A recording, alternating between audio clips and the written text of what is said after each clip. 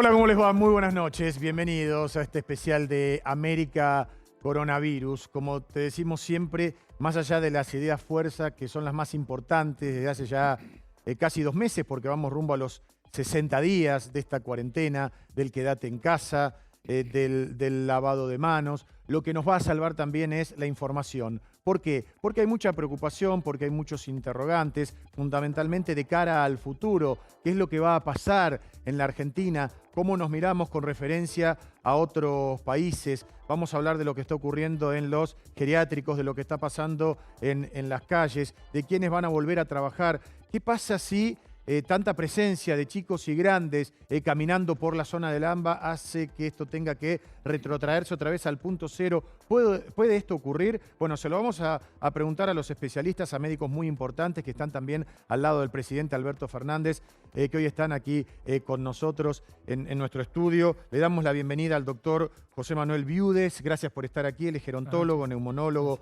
del Hospital Italiano. Licenciada Estela Maimone, especialista en control de infecciones y epidemiología, tan importante para hablar esto hoy. Doctor Carlos Regazzoni, gracias también por estar aquí. Doctor Federico Gorini, médico hematólogo, jefe de hematología y hemoterapia del Hospital Evita Pueblo de Berazategui. Vamos a hablar tema conurbano también, que es tan importante. Y el gusto de saludar al doctor Alberto Cormillotto. Alberto, ¿cómo estás? Bienvenido. Hola, a este ¿qué tal? especial. ¿Cómo estás? Bien. Muchas gracias. Buenas tardes a todos que están ahí. ¿Qué tal? Vamos a hablar de muchos temas, pero con el que vamos a arrancar dentro de algunos minutos va a tener que ver con esto que hablamos, los adultos mayores, lo que está pasando en los geriátricos y tantas preguntas y tantas dudas que hay. No se vayan.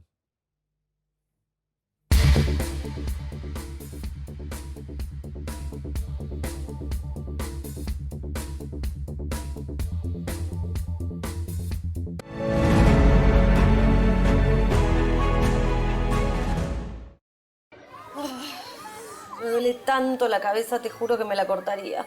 Ah, tengo la solución para vos. Nueva Sierra Master Pain.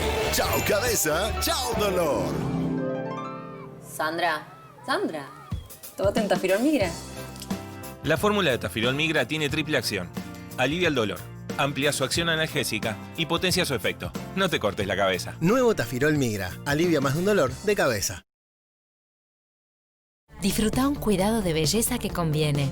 Con Theatrical, cuidar la piel de tu cara es mucho más accesible. Porque trae el doble de contenido que otras cremas y cuesta menos. Además, es la única con células madre de la flor Buddleja davidi que actúa de célula en célula, humectando la piel intensamente. No te las pierdas. Descubrila en sus 4 variedades: humectante, antiarrugas, aclaradora y desmaquillante.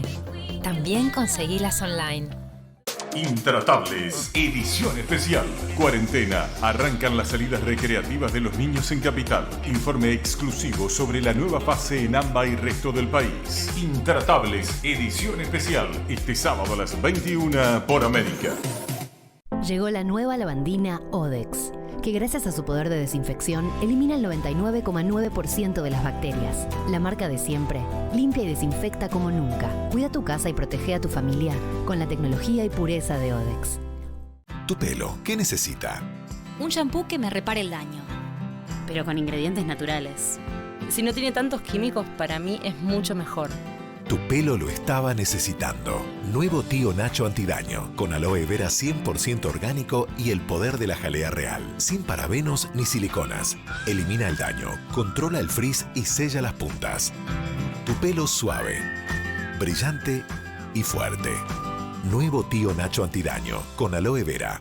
Actiol presenta un alcohol en aerosol de venta libre en Argentina. Una nueva y práctica forma de cuidarnos. Su fórmula de alcohol al 70% elimina el 99,99% de las bacterias. Actiol alcohol en aerosol. Es nuevo, es práctico, es cuidado efectivo. Yo soy la aventura, tú la realidad, la ternura.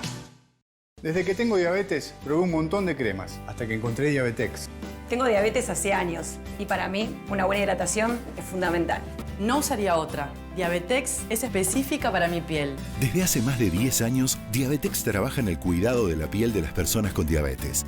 Por eso es tan recomendada. Diabetex y la Federación Argentina de Diabetes, juntos cuidando tu piel. Hoy nos lavamos las manos todo el tiempo y como se resecan tanto, es importante protegerlas. Diabetex, con su exclusiva fórmula, hidrata y protege tu piel.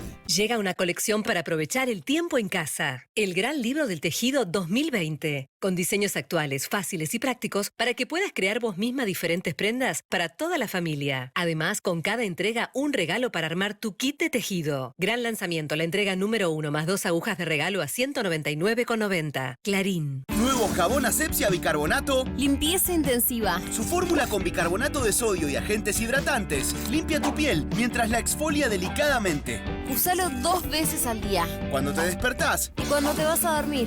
Déjalo actuar 1 minuto y enjuagate. Incluí jabón Asepsia Bicarbonato en tu rutina de higiene diaria. Asepsia, el experto en limpieza profunda de la piel. Ahora también conseguilo online. Este domingo en Living in America hay flexibilización y el contagio aumenta. Habrá marcha atrás, los chicos salieron a la calle. Se abrió la puerta al grupo más riesgoso. Aislamiento y distanciamiento social en Gran Buenos Aires. Misión imposible. Se abrió un espacio para reflexionar. Entrá Living in America con Alejandro Fantino y Débora Plager. Este domingo a las 22 por América. Si vos tenés insomnio ocasional como yo, no te preocupes. Ahora llegó Sleepy, el primer facilitador de sueño para el insomnio ocasional de venta libre. Sleepy te ayuda a dormir antes para disfrutar de un sueño reparador, sin producir acostumbramiento. Con Sleepy, dormí bien y despertate renovado. Estamos viviendo un tiempo de transformación. Por eso Vagovit te acompaña siempre para que tu piel también se transforme. Día tras día vas a poder ser testigo del cambio, del reiniciar de tu piel. Una regeneración profunda, porque cuando finalmente nos encontremos, quizás seamos otros, diferentes, mejores. Transforma tu piel con Vagovit. Descubrí el producto ideal para vos en vagovit.com.ar.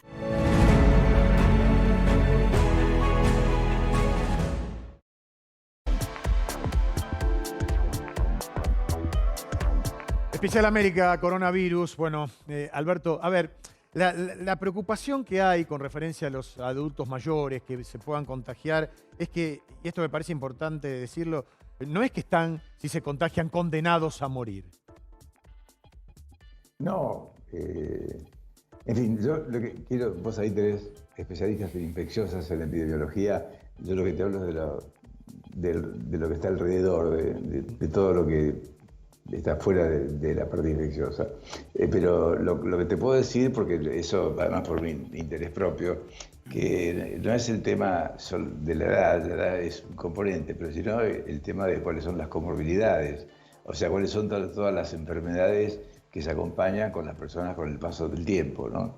Por supuesto, con el paso del tiempo hay un elemento que se llama inmunosenescencia, que es la disminución de la inmunidad, de las defensas, a medida que pasa el tiempo. Eso es independiente de que vos estés sano, de que no tengas ninguna otra, ninguna enfermedad visible, ¿no? La inmunosenescencia es como la presbicia, es la cosa que la vista va bajando, o la presbiacusia, los oídos van bajando, las defensas van bajando. Por supuesto, la enfermedad agarra más a aquellos que tienen algunos de los llamados factores de riesgo, que son los que tienen alguna enfermedad con las defensas bajas, o diabetes, o hipertensión, u obesidad, que se consideran por ahora como de las comorbilidades, de las enfermedades que acompañan a los años, de las más complicadas, y problemas cardíacos también, ¿no? Seguramente. Quiero introducir al doctor Viudes, porque por el miedo que hay existente, digo, de esta población, y fundamentalmente por lo que lamentablemente ha pasado en los geriátricos en los últimos días, doctor. Sí, es verdad, hay mucho miedo, pero también hay que saber que, como decía el doctor, los pacientes gerontes tienen más posibilidades de tener más complicaciones, pero la mortalidad no es tan alta como la gente cree, y menos en la Argentina. Nosotros ya tenemos algunas estadísticas y la verdad que bien tratados y en buenas terapias y con buenos médicos, estos pacientes pueden andar mucho mejor de lo que las estadísticas internacionales dicen. ¿Cuáles son esas estadísticas, así como apreciación global? No, digamos, a grosso modo lo que nosotros vemos es que lo que pasó en otros países y no va a pasar acá hasta ahora por lo menos, gracias a la cuarentena, es que el sistema de salud al saturarse, las terapias se saturaron, los médicos entraron en lo que se llama burnout, que es un cansancio, y tomaron decisiones en algunos países poniendo en respirador más rápido a los pacientes y en otros más tarde. Y lo que nosotros vemos acá en estadísticas informales de distintas terapias intensivas de distintos hospitales es que personalizando la atención y dedicándose a prevenir complicaciones que sí tiene este virus en estos pacientes, la mortalidad es mucho más baja que en general.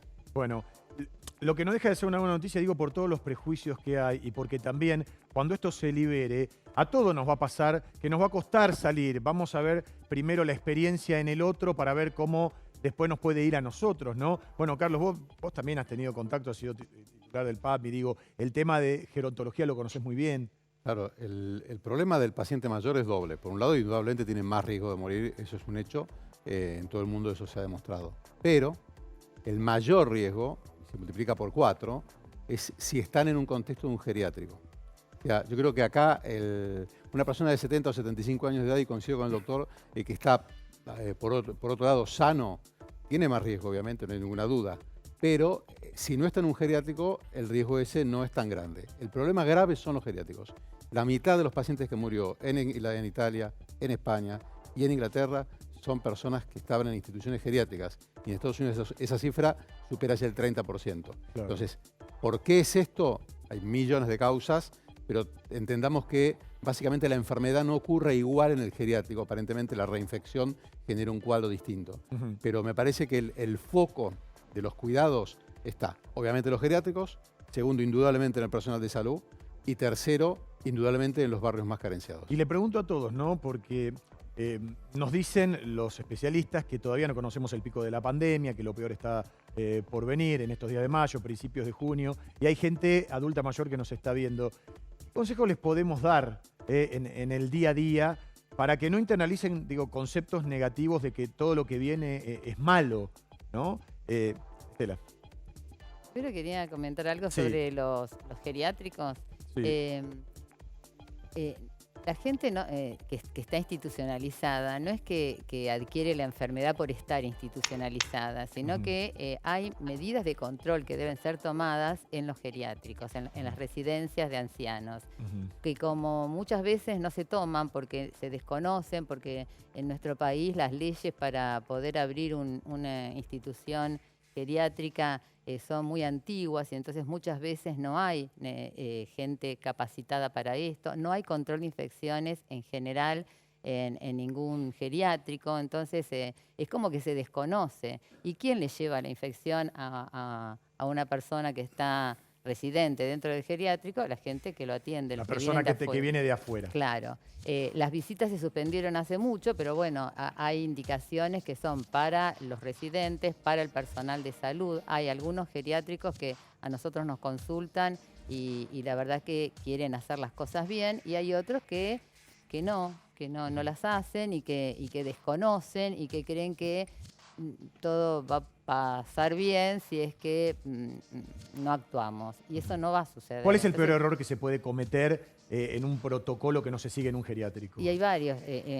Primero, que el personal que atiende, que muchas veces no es enfermera, son cuidadores. La gente de los geriátricos, los dueños no son médicos, muchas veces son contadores, y por ahí hay un médico que viene no sé, a lo mejor vos podés hablar mejor de ese tema, de cómo funciona. Yo conozco la parte de control de infecciones. Entonces, primero que el personal debe trabajar con barbijo, no tapabocas. Nosotros usamos esto en la comunidad, claro. Pero el personal debe utilizar un barbijo para atender a los pacientes, y además los residentes, la indicación es que también tenga barbijo en la medida que puedan tenerlo, porque también hay algunos residentes que tienen una buena movilidad y que se abastecen solos, y otros que no, que realmente son muy dependientes. La cercanía con el cuidador es muy importante, y este es un virus de contacto respiratorio. Para complementar lo que dice la licenciada, que es así como ella lo dice y coincido en todo, en los mejores países donde tienen sistemas de geriatría más avanzados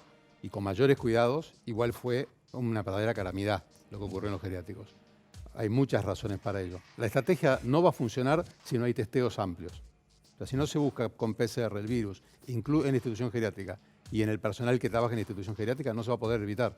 Porque han habido errores mínimos en comunidades riquísimas, con geriátricos opulentos, como es el caso de Seattle en Estados Unidos, y ha habido muchos otros, y el error fue mínimo. La consecuencia fue gravísima. Entonces, las recomendaciones internacionales hoy, en la Argentina, ¿qué tenemos que hacer? Dos cosas. Los que están en geriátricos es una estrategia especial, muy agresiva, coincido en todos los cuidados que se dicen, a lo cual hay que agregar un testeo amplio y cambiar completamente la lógica de cómo son cuidados. Y después, los pacientes mayores, quedarse en casa. Hoy, por hoy, no hay otra estrategia que prevenga de contraer una enfermedad a una persona mayor de 60 años que tiene una mortalidad elevada, muy elevada. O sea, es elevada para el riesgo habitual, digamos. Porque además es un falso prejuicio creer que una persona porque tiene 70, 80 años no iba a vivir muchos años más. Eso no es real.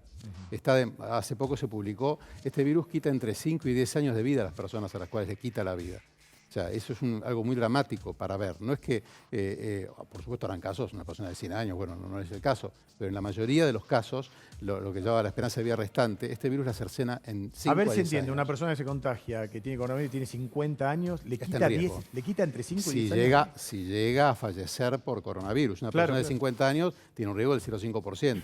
Sí. 0,5% es como 5 cirugías de vesícula electivas. Es un riesgo muy elevado. Ajá. Entonces, por supuesto que es muy inferior a lo que puede ocurrir con una persona de 70. A ver, para completar antes de volver a Alberto, el doctor Gorini, sí. Sí, algo importante que hay que tener en cuenta es la situación de los médicos en Argentina y por qué son el transmisor o el vector de la enfermedad. Hay un pluriempleo por parte de los médicos, ¿sí? De hecho, la Organización Panamericana de la Salud demostró que Argentina es de los países en el que los médicos tienen más cantidad de trabajos por persona, lo cual hace que sea el que transmite desde el ámbito público o desde el ámbito privado, trasladarlo a la residencia geriátrica. Eso por un lado. Por otro lado, que me parece sumamente importante tener en cuenta es la capacitación del personal que trabaja dentro de las residencias geriátricas.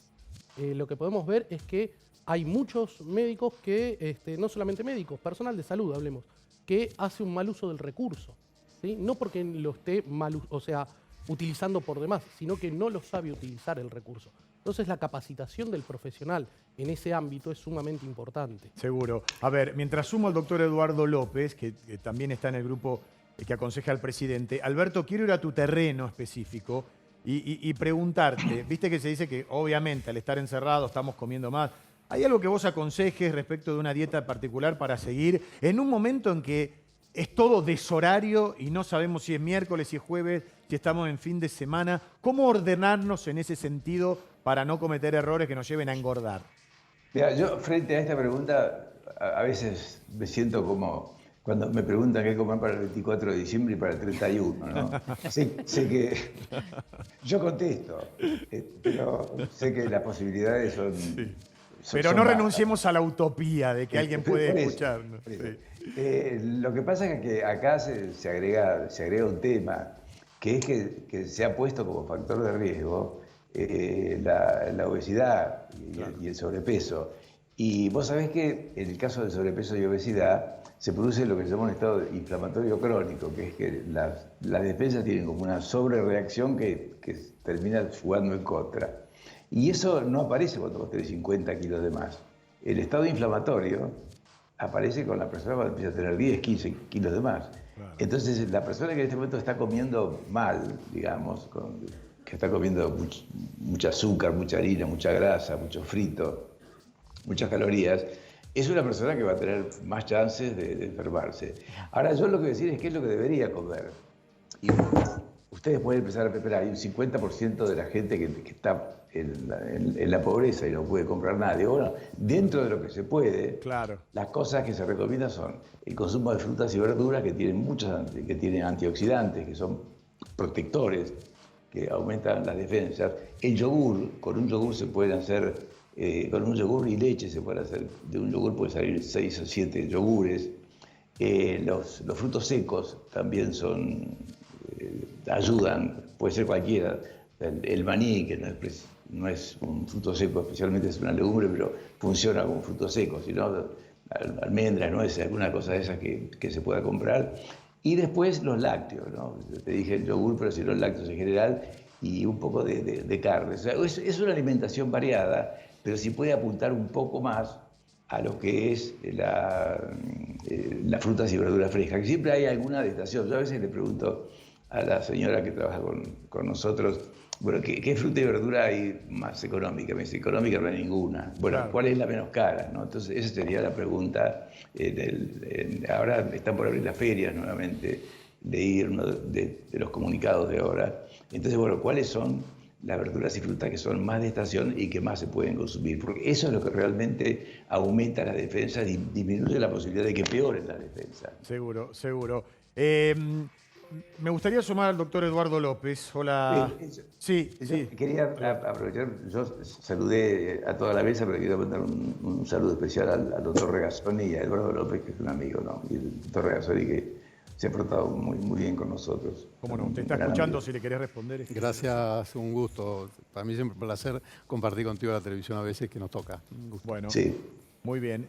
Y el doctor Eduardo López, que se suma ahora. Eduardo, ¿qué tal? ¿Ya nos estás escuchando? Nosotros a vos te estamos viendo perfectamente. ¿Qué tal? ¿Cómo va? ¿Qué dicen? ¿Qué tal, Alberto? ¿Bien? Hola, Eduardo. Hola. Acá, intentando ver qué consejos nos das para poder mantener un poquito en línea en medio del hecho de estar en casa y a veces uno se pega unos atracones terribles. No mencioné, Guillermo, no mencioné el alcohol, Ajá. que todo demuestra que se ha ido de la mano, la sal y los fritos, ¿no? Eso es lo que hay que controlar porque la gente, bueno, hoy salió una encuesta de la Sociedad Argentina de Nutrición donde muestra la cantidad de gente que subió de peso, ¿no? Sí, y se está consumiendo más alcohol y... Está consumiendo más alcohol, sí. Sí, lamentablemente. A ver, al doctor Eduardo López le quería preguntar, porque ya nos venían diciendo que más allá de que la evaluación daba positiva, afortunadamente, la cosa se podía poner peor a partir de que el coronavirus entrara en las villas, en los asentamientos. Y esto ocurrió, lamentablemente. Lo vimos en la 31, en la 1, 11, 14. Tenemos la noticia ya consabida de que hay 1.860 en el conurbano bonaerense.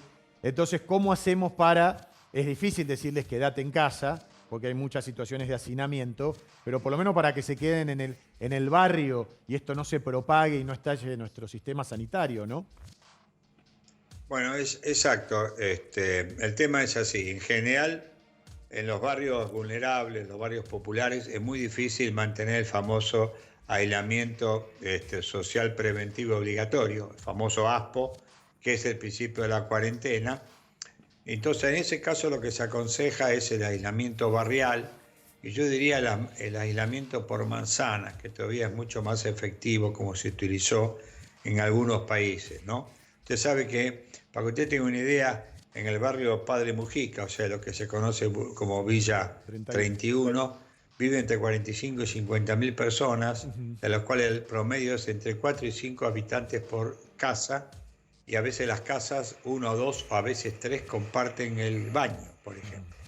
Quiere decir que las condiciones de densidad poblacional es alta, con lo cual la capacidad que tiene el virus, diríamos, es como pescar en una pecera, diríamos, ¿no? Hay la alta transmisibilidad y es lo que pasó. Si ustedes tienen una idea, el 21 de abril fue el primer caso de la Villa 31 y al día 15 de abril teníamos más de 600 casos, porque tienen una idea cómo impactó la transmisión del virus y cómo el virus se puede transmitir rápidamente en grandes conglomerados urbanos como son los barrios populares. Sí. Por lo tanto, a esa gente que pedirle, por favor, que se quede dentro de la casa y si no puede, que haga aislamientos por manzana, diríamos, que de alguna manera eso siempre mitiga el riesgo de contagio, ¿no?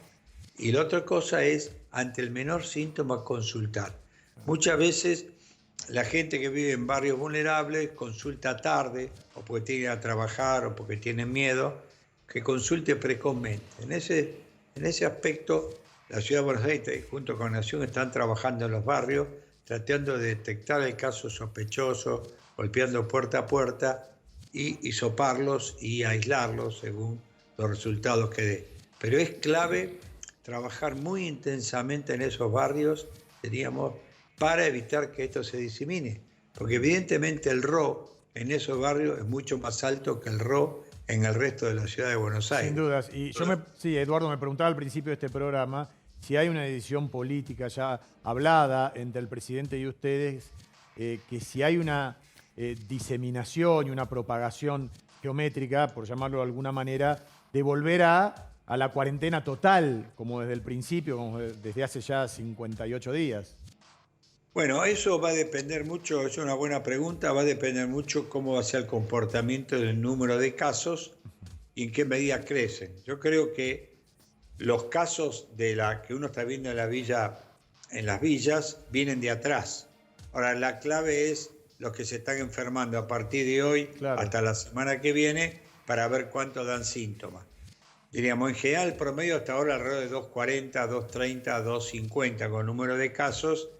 Vamos a ver cómo se va duplicando este número de casos para tomar una decisión. Yo creo que si el número de casos se duplica cada 2 o 3 o 4 días, va a haber que trabajar muy firme si se vuelve o no un paso atrás con respecto a la cuarentena. Ajá. En este aspecto ya el presidente lo dijo y hay otros modelos en otros países donde se dio un paso para atrás la cuarentena cuando volvieron a aparecer casos, y es lo lógico, porque en realidad hay dos únicos mecanismos hoy por hoy que sirven para manejar la transmisión del virus.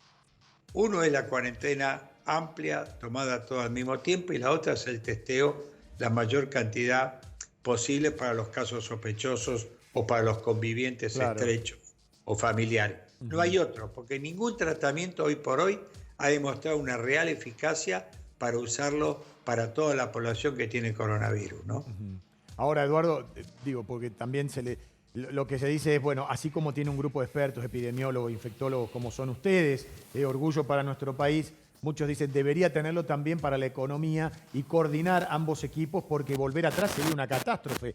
Alberto, ¿esto se los manifiesta en el sentido de, si se da la hipótesis de que hay que volver atrás, nos dice, me matan, los comerciantes que abrieron tienen que volver a cerrar, los pocos que están trabajando tienen que volver a sus casas, o ese tema ustedes ni lo tocan?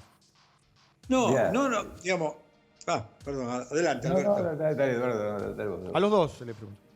Bueno, yo lo que te quería decir, ha pasado en otros países y no pasó nada. La gente, yo creo que lo tiene en la cabeza, porque desde el principio se ha dicho que esto era una cosa en la que hay ensayo y error, donde se va a ir abriendo, que la cuarentena se va a ir aflojando y se va a ir cerrando. Si los casos empiezan a aumentar y empiezan a aparecer más muertos, va a estar en la cabeza de la gente, ya en las charlas aparece, independientemente de las decisiones que pueden haber tomado las autoridades, en las charlas cotidianas aparece como una posibilidad, ¿no?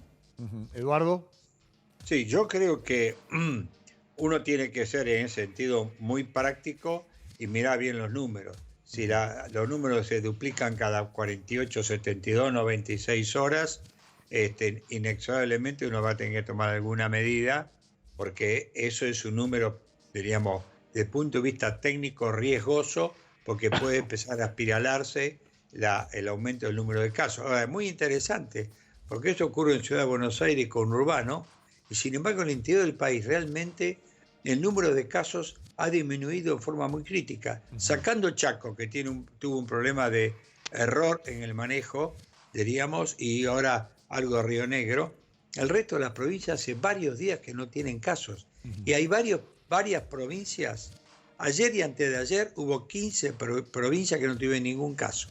Quiere decir que si uno analiza las curvas, las ve muy aplanadas en las provincias y elevadas en proporción a las provincias, Ciudad de Buenos Aires y conurbano bonaerense. Por eso ahí hay que ir a trabajar en terreno. Hay que ir a detectar qué está pasando, testear lo máximo posible y aislar los pacientes y los convivientes, ¿no? Eduardo, a ver, sí, te pregunto algo que es una preocupación permanente que nos llega a nuestro programa que hacemos de lunes a viernes, a Informados de Todo, que es el tema de los varados.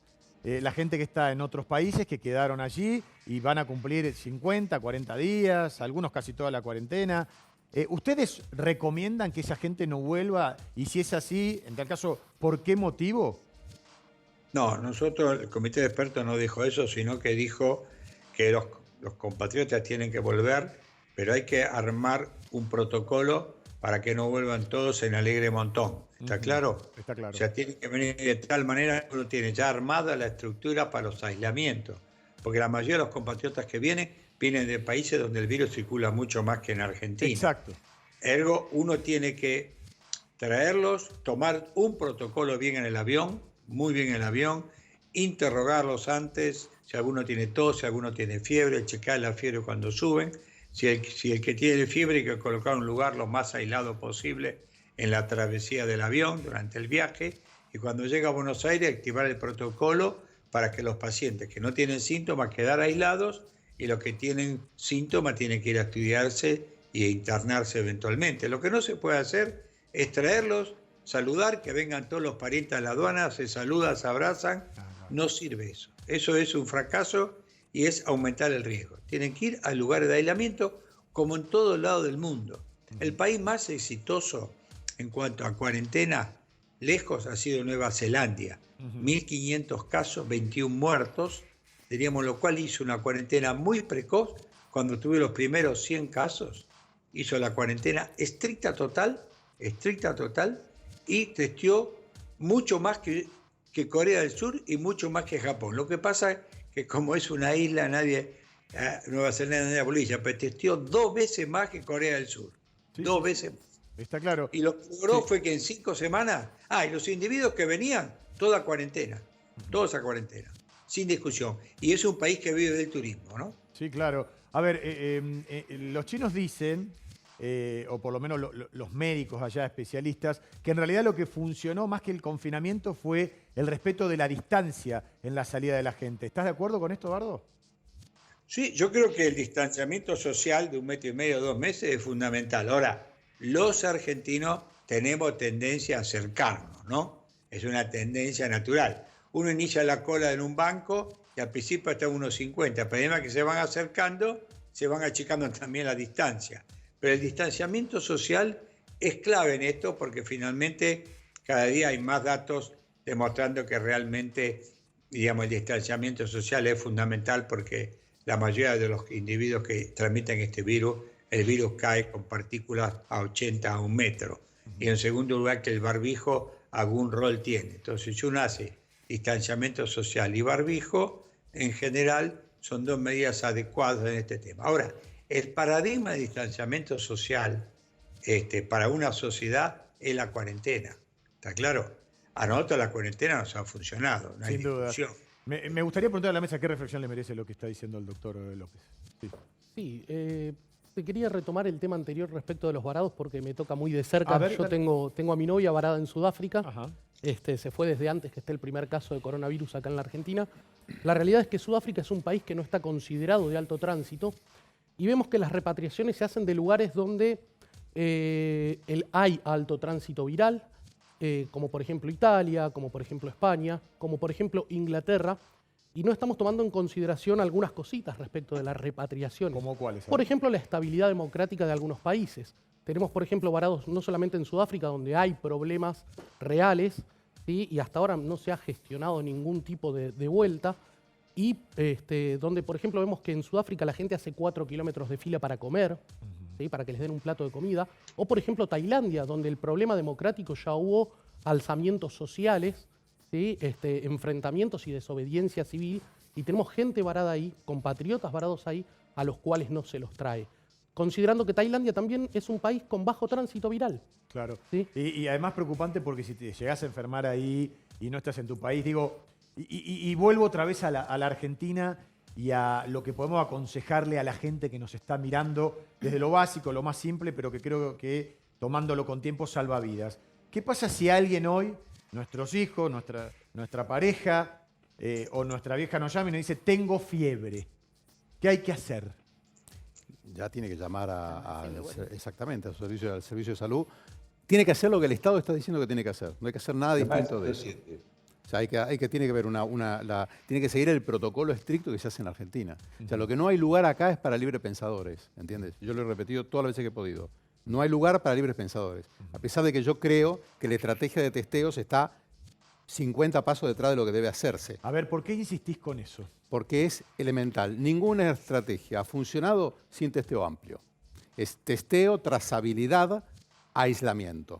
Porque el barbijo, como bien dijo el doctor recién, es finito, su utilidad es muy limitada, y porque el distanciamiento social logrado físicamente también es limitado.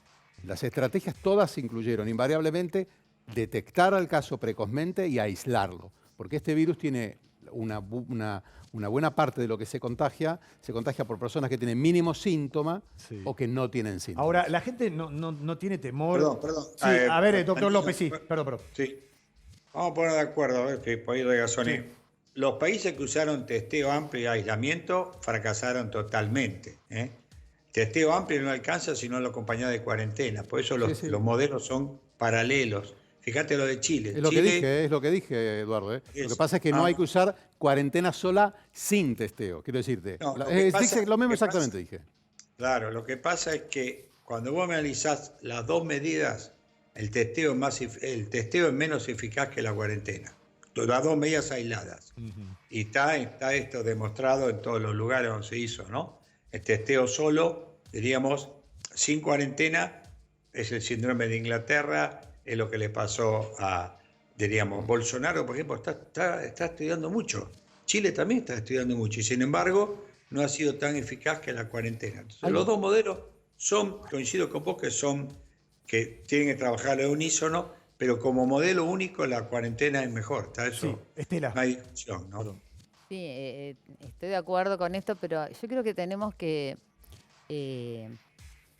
recalcar mucho a la gente común, porque esto de cuarentena, encerrate en tu casa, no trabajes, la gente tiene que comer, es una realidad. La gente que abrió negocios, aunque no están muchas veces autorizados, es porque quiere comer, o sea, y la ayuda del gobierno. Doctor, espéreme que quiero terminar. Yo entiendo, por supuesto que entiendo la parte epidemiológica, pero tendríamos que poder aunar ambas cosas. Si la gente común le decimos y tratamos de que lo cumpla, el distanciamiento social, sé que somos un país de muy juntarnos. Uno está en la cola y de repente alguien se te acerca y uno se aleja. Bueno, ha sido toda nuestra vida así, besarnos, abrazarnos. Bueno, pero ahora hay que adaptarse a otra forma de vida. Mucha gente está esperando que esto termine. Esto no va a terminar. Entonces, adaptémonos a ser diferentes, porque eso también es como que es interesante. Yo creo que coincido plenamente con lo que dice la licenciada. Y de hecho los últimos 2 estudios epidemiológicos grandes lo que han demostrado es que la pobreza es un factor de riesgo independiente para enfermar y morir de coronavirus. Y duplica el riesgo de muerte. Ese hecho que se ha demostrado, por lo menos un estudio en Italia, otro en Inglaterra y ahora por lo menos un primer relevamiento de datos en Estados Unidos, nos tiene que hacer pensar muy seriamente respecto de que para sostener la estrategia sanitaria es indispensable alguna estrategia económica y viceversa, porque también se ha demostrado estudiando la pandemia de 1918 que para sostener una estrategia económica es indispensable una estrategia sanitaria. Cuando uno llega a esa situación, la única conclusión que queda es que algún tipo de circulación va a tener que aumentar en la sociedad. Si no, no hay actividad económica por definición. Claro. Cuando yo tengo que aumentar la circulación, o aumento brutalmente la cantidad de testeos, o no voy a tener la posibilidad de implementar esa estrategia. Es decir, yo lo que creo es que no podemos seguir insistiendo en que la Argentina está testeando lo suficiente porque no lo está haciendo, porque hay situaciones que te demuestran que no ocurre la cantidad de casos que se descubren post-mortem. A ver, Eduardo, para darte un cierre, sí. No, quiero contestar porque a mí me involucra como experto lo que se está diciendo acá. En primer lugar, cuando yo comenté cuarentena versus testeos, son los datos científicos sanitarios. No estoy discutiendo la productividad, punto número 1. Punto número 2, justamente para comenzar la productividad se empezó a flexionar la cuarentena dándole mucha responsabilidad a las jurisdicciones. Hay jurisdicciones que ya están funcionando casi a pleno, llámese Jujuy, llámese San Juan, ya están funcionando casi a pleno. El tercer punto que es muy importante para entender este tema es que nosotros, diríamos, primero, cuando uno tiene una pandemia, es tratar de disminuir el riesgo y salvar vidas. Segundo, es la productividad. Los países que privilegiaron la productividad tuvieron más caída del PBI que aquellos que privilegiaron cuarentenas expertas. El ejemplo de Estados Unidos, el ejemplo de Francia, son ejemplos muy, muy claros. El otro tema, que acaba de publicarse hace 3 días, una encuesta que se hizo en el conurbano bonaerense con respecto a la cuarentena y el miedo. 82% de la gente prefirió mantener la cuarentena versus el riesgo de enfermarse. Estos son datos de Argentina. Bien. Entonces, busquemos un equilibrio en todo esto. Totalmente de acuerdo con él. Una bola de avellana y 3 pelucas. No discutamos la cuarentena versus la productividad porque es un error conceptual. Hay que ir haciendo las dos en función de cómo viene la salud pública. Sí, nadie lo está discutiendo, Eduardo. además yo no hablaba- No hay contradicción de ningún tipo. Yo creo que estamos todos absolutamente de acuerdo en la mesa. El punto es que, te reitero yo también que algo de esto, algún tipo de expertise tengo. Indudablemente los países que pudieron liberar antes su productividad y evitar que mucha gente caiga en la pobreza, tuvieron estrategias de testeo más agresivas. Entonces, no hay alternativa en la Argentina.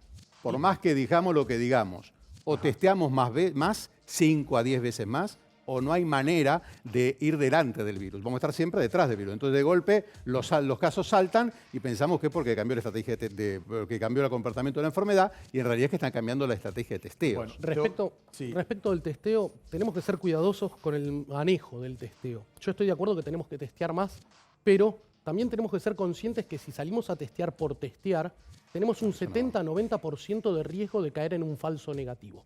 La técnica validada internacionalmente, que es la PCR, que es una reacción específica que va a buscar el genoma viral, tiene en el paciente asintomático entre un 70 y 90% de chances de que dé un falso negativo. Es decir, que podemos tener 3 personas que tengan la enfermedad y nos estén diciendo tal cual. Bien. Entonces, me permiten, quiero despedir. Sí, Eduardo, te doy, apelando a tu brevedad, así te dejamos. Sí. No, está bien. Lo que quiero decir con respecto a esto, porque para mí es un tema muy importante.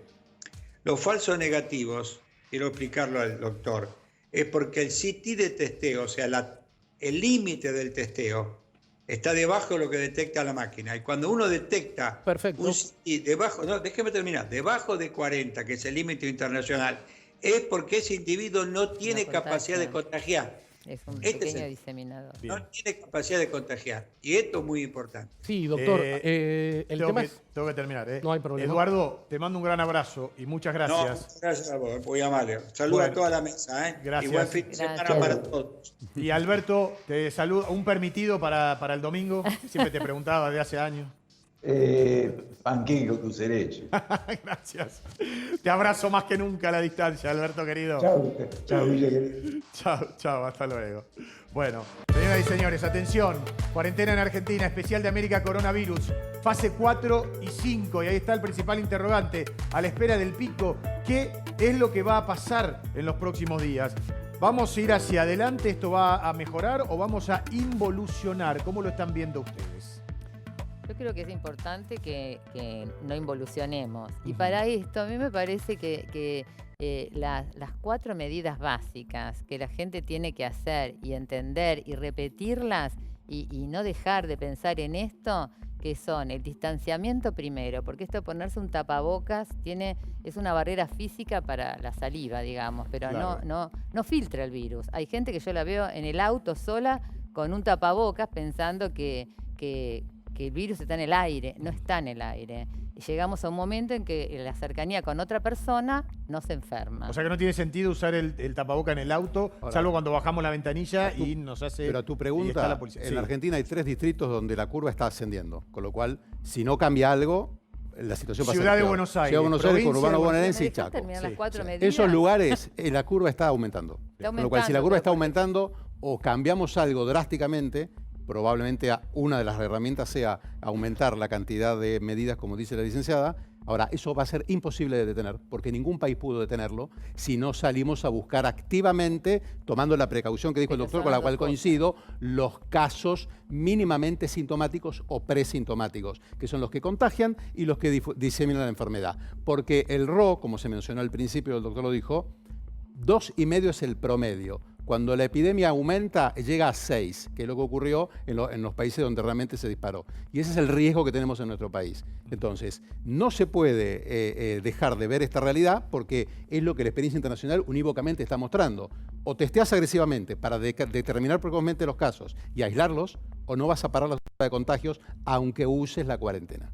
A ver, Estela, quiero que las termines dos vos. cosas son importantes, claramente. Acá se testea poco y por otra parte, medio como que abrimos y entonces nos relajamos. Y eso no debería pasar nunca. O sea, no es casual que el conurbano bonaerense y la ciudad de Buenos Aires tengan la mayor cantidad de casos porque tienen la mayor cantidad de población. Pero bueno, era el distanciamiento. no creer que el virus está en el aire. La gente sale a caminar y está sola y está toda tapada. Yo entiendo que, bueno, es incómodo sacarte y ponerte un tapabocas, pero digamos, el tapabocas es la medida de menor eficiencia. Muchos países no la usan. Sí el distanciamiento, sí lavarte las manos y sí limpiar las superficies habitualmente. No desinfectarte los zapatos, los pies, el piso, no tiene ninguna. Yo conozco gente. Y hay una medida dice, de esas medidas. Eso no tiene sentido, pero poco además. Tiene poco sentido. En las casas se lo recomienda. En las casas, Sí, en pero de la ¿quién casa, lo recomienda? se No lo hay recomiendan los chinos, que son los que más experiencia Pero no hay tienen. bibliografía De todas internacional maneras, que diga el otro eso. grupo que hay que proteger son los médicos y el personal de salud. Bueno, espera, pero Porque el médico y el profesional de salud, como bien vos mencionaste, es crítico para diseminar el virus. Claro. En los países donde se estudió la epidemia, si vos no controlás la epidemia dentro de los hospitales, con control de infecciones, no vas a A poder ver, Carlos, me diste un pie importante, porque yo quiero saludar a un amigo que conozco desde hace mucho tiempo, el doctor José Abadi. José, ¿cómo te va? ¿Nos estás escuchando?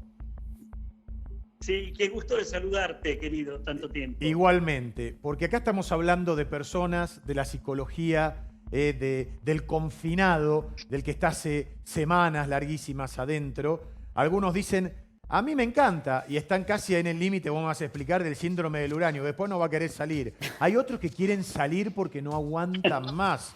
Entonces, hay que trazar una diagonal para ver cómo, sin que nos haga mal y nos contagiemos, la cabeza no nos estalle, ¿no? Claro, decís algo muy importante, ¿sabes?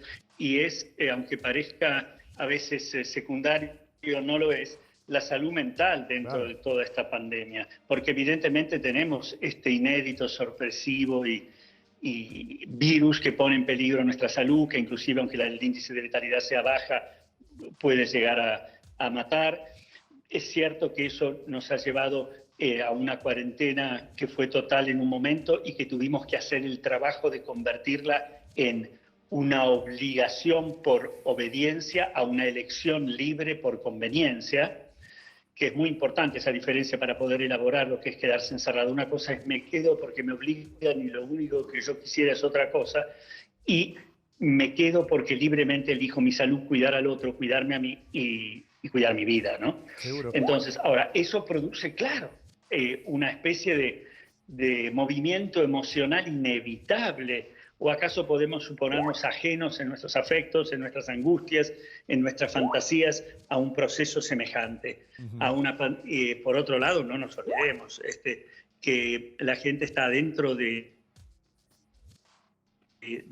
pero saturada de una sobreinformación enorme, ¿no? Son 24 horas por día, todos los medios. ¿Vos sabés lo que es eso? Lo importante Lo sé porque que soy sería yo que el que se lo dice a esa gente. Claro. Claro. Yo siempre digo, la información tiene que ser en calidad y cantidad adecuada. Claro, claro. Ni A ver, nutrición ni empacho, porque José, las cosas se hacen mal. ¿hay algún rango, algún universo específico que es el que más está sufriendo esto? Digo, chicos, adolescentes, adultos mayores. Mira, cada segmento lo sufre de otra manera. Los adultos mayores muchas veces lo que temen cuando se convierte en algo sintomático es que esto que llamamos estiramiento de la cuarentena o del quedarse en casa, me gusta mucho quedarse en casa, ni encierro ni aislamiento, que llevan a la fantasía de prisión, y no lo es. Muchas veces la gente adulto mayor tiene miedo, en la medida que inconscientemente esto lo vivan como una prolongación interminable, a que le estén robando parte de la vida, ¿no? Que se le esté disolviendo. Bueno, me pasó, por ejemplo, la otra vez salía del supermercado y una señora en el coche me llamó, me dice, doctor, pensé que le pasaba algo. Me acerco y le digo, señora, ¿sí nos conoce? No, usted no me conoce, yo lo veo a usted. Ah, sí, dígame, señora. Dice, ¿cuándo se termina, doctor? ¿Cuándo voy a poder salir? Estaba con un barbijo, una señora grande ya. Le digo, y pronto, supongo, cuando esto ya amaine, le digo, ya va a poder salir. No se preocupe, que transitorio significa que se termina en un momento y usted va a poder salir. Me miró y me dice, tengo 78 años, doctor. Le digo, sí, no me voy a quedar toda la vida ahí adentro, ¿no? Claro. Es decir, la fantasía de lo interminable está en el segmento mayor. Los adolescentes tienen a veces como esa especie de omnipotencia, ¿viste? Sí. De no me va a pasar nada. Claro, la insensatez que define la adolescencia, bienvenida, pero en esto les aconsejaríamos a todos mucha sensatez, no solamente a los adolescentes, en realidad, a la gente que tiene esa especie de tendencia a sentirse fuera de las convenciones. A mí no me va a pasar. Yo diría que aceptemos nuestra condición de humanos y cuidémonos. Sí. Cuidémonos significa, insisto, las medidas lógicas, no tensiones persecutorias que nos hacen sentir perseguidos en un nivel de que no podemos dormir, no podemos... Si bien se entiende y hay que hablarlo, poder diferenciarlo esto, ¿sabes? Es muy, muy importante. Y los chicos, lo que está ahí en juego es la idea de cómo se le comunica. Ahí yo digo que lo fundamental es cómo los padres y los adultos, palabra muy complicada, adulto, ¿no? ¿Qué será un adulto? Le puedan elaborar sus propias ansiedades y comunicárselo a través de una narrativa, de una modalidad que lo pueda entender, claro, y que sobre todo lo tranquilice, ¿no? Cada segmento tiene su particularidad. El secreto es la madurez con que lo encaremos, la narrativa que elijamos, las prescripciones que cumplamos, no sobre información, por favor, sino la información adecuada, cantidad y calidad que corresponden.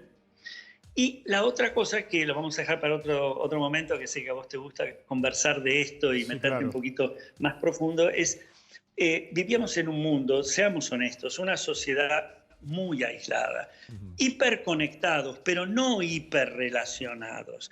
La presencia del otro, el involucramiento, era escaso.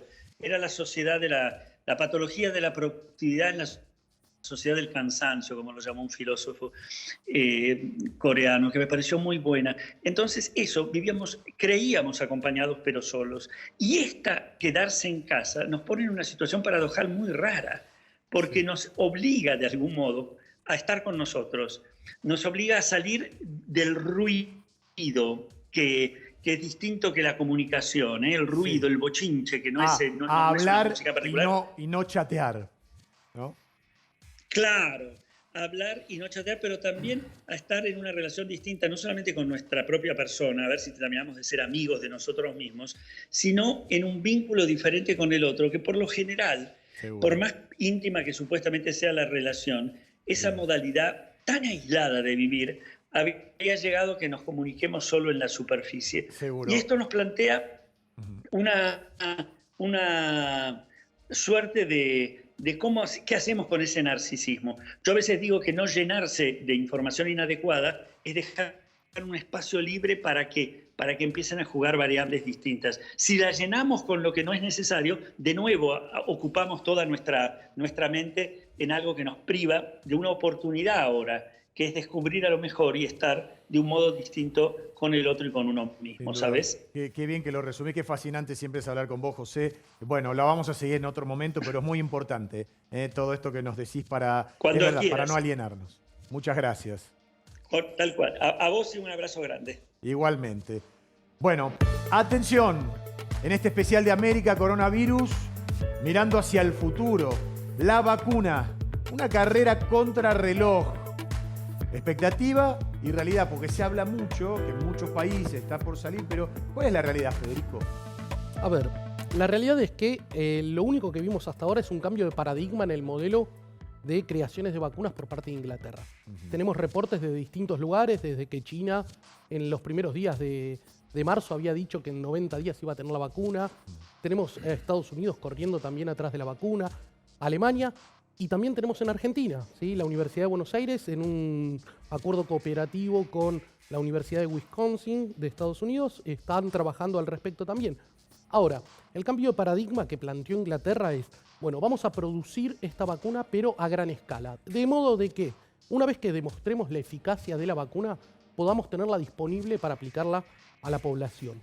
Ahora, ¿qué pasa si no llega a ser útil eso? Realmente se perdió un recurso muy grande. Lo que dicen algunos colegas, yo trabajé en Inglaterra y justamente en uno de los institutos donde se está desarrollando esto, lo que dicen ellos es, si no funciona podemos ajustar algunas piezas pequeñas, como para explicar un mecanismo, y podríamos volver a desarrollarlo sin perder toda la producción.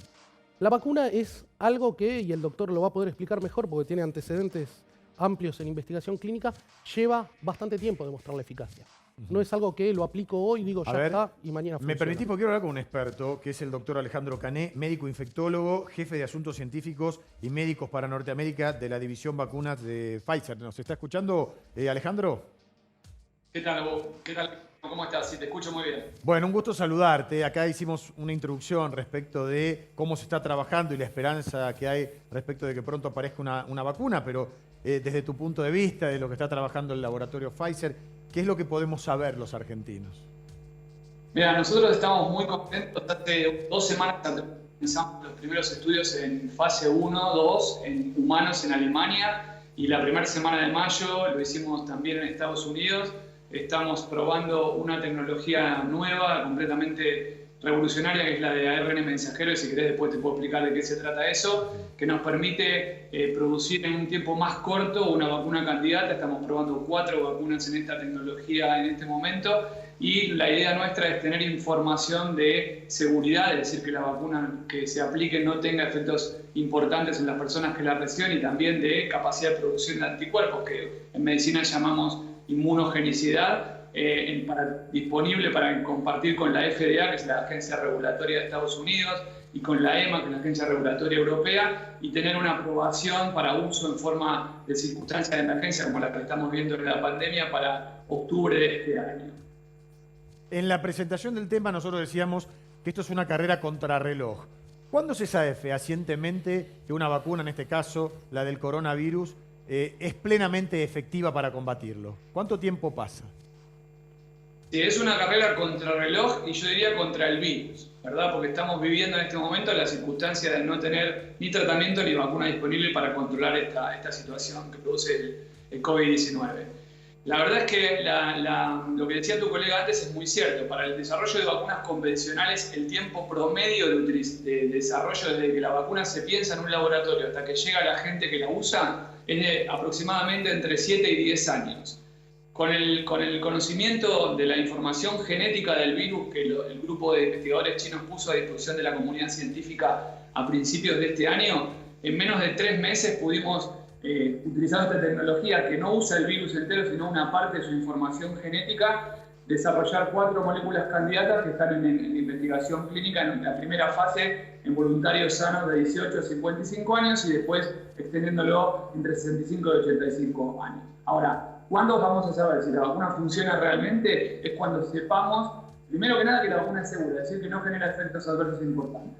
Después, qué capacidad de producción de anticuerpos, y esos anticuerpos sean capaces de prevenir la infección, que se ve en etapas más avanzadas de la investigación, que es la fase 3, la fase de investigación clínica, cuando se aplica a grandes poblaciones y se controla cómo se previene la enfermedad y obviamente se siguen monitorizando los efectos adversos. Claro, y ahora, doctor Cané, una vez que la tengamos, y ojalá sea pronto, ¿se puede fabricar a gran escala? ¿Hablamos de miles de millones de dosis?